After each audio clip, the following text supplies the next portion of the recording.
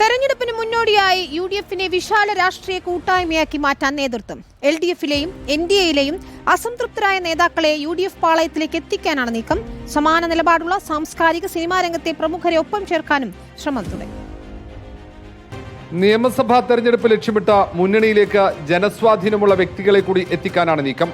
എൽഡിഎഫിലെ പ്രധാന കക്ഷിയെ യുഡിഎഫിലേക്ക് എത്തിക്കാനും ശ്രമം തുടങ്ങിയിട്ടുണ്ട്. ഇതിനൊപ്പമാണ് അസംതൃപ്തരായ നേതാക്കളെ ലക്ഷ്യമിടുന്നത്. സിപിഎമ്മിലും സിപിഐയിലും അവഗണിക്കപ്പെട്ട നിരവധി നേതാക്കളുണ്ടെന്നാണ് നിഗമനം. ബിജെപിയിലെ പരിഗണിക്കപ്പെടാത്ത നേതാക്കളെയും യുഡിഎഫിൽ എത്തിക്കാൻ ശ്രമം തുടങ്ങിയിട്ടുണ്ട്. സാംസ്കാരിക സിനിമാ മേഖലയിലെ പ്രമുഖരെയും യുഡിഎഫ് നോട്ടമിട്ടിട്ടുണ്ട്.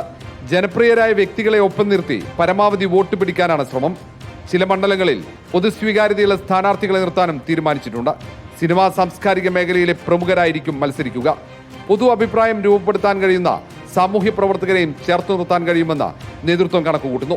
പ്രതിപക്ഷ നേതാവ് വി ഡി സതീശൻ, സണ്ണി ജോസഫ് ഉൾപ്പെടെ നേതാക്കൾ രഹസ്യ ചർച്ചകൾ ഇതിനോടകം തുടങ്ങിയിട്ടുണ്ട്. റിപ്പോർട്ടർ, തിരുവനന്തപുരം.